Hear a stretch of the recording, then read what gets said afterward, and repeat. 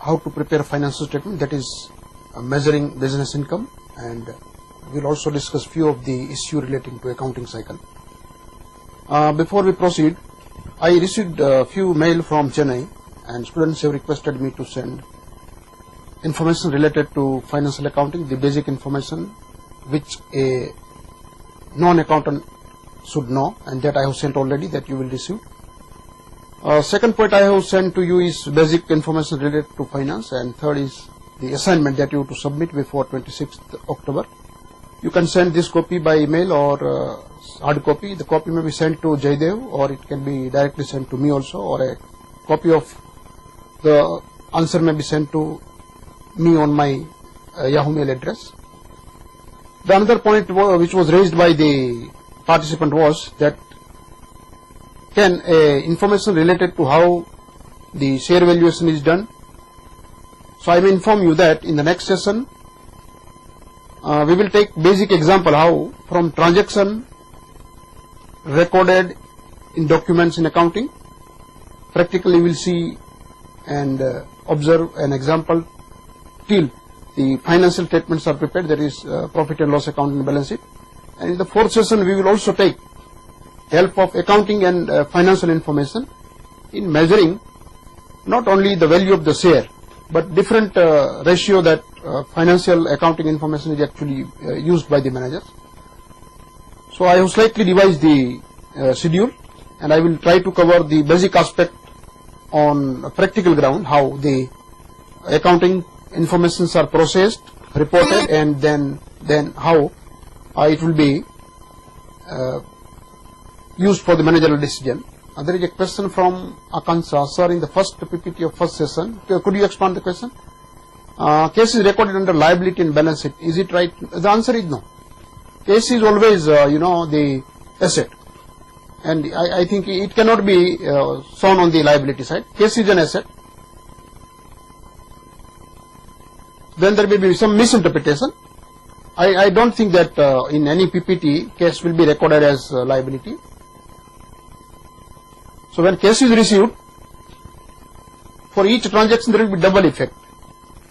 So case will increase, and that will be shown on the asset side, and when case is given by the owner, that will be liability toward owner. So case itself is an asset. Question from Nayan. What is the difference between accrual and contingent liability? So accrual is something different.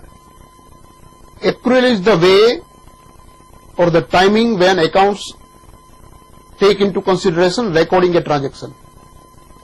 So accrual concept take into consideration transactions are recorded not on receipt of case or payment of case, but they record transaction on the basis of credit sale, right to receive money. So say for example I am businessman, I sell goods, transfer property of the goods. Even though I have not received the case, I will recognize revenue on accrual basis. So accrual concept we will discuss in detail today. Contingent liability is liability yet not yet determined because of uncertainties related to particular event. So those events which are uncertain and beyond my control as a businessman, I will record it as a contingent liability.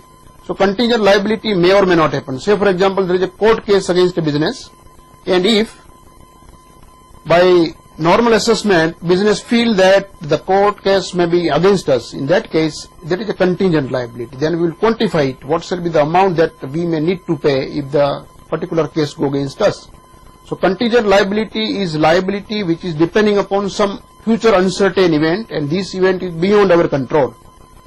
If that liabilities actually happen, then contingent liability becomes liability.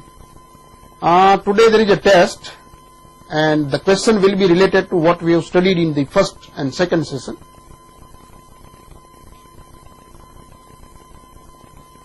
And that question will be objective, and that is based purely on session number 1 and session number 2, irrespective of which chapter you are referring or which book you are referring. Next, from Nishan. Accrual accounting is the method of writing accounting that is compulsory for company in India. So accounts will be taking care of recording a transaction irrespective of money received and money paid. So even though payment is not yet made, when we have credit purchase. Similarly, then when there is a credit sale, money is not yet received, transaction will be recorded as. So this accrual method is also known as method of mercantile method of accounting, and that is compulsory for company in India.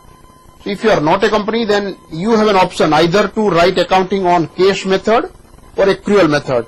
So I can say that there are two methods of accounting, cash method and accrual method. Accrual method is also known as mercantile method of accounting. So in this cash method, transactions are recorded when cash is received or cash is paid.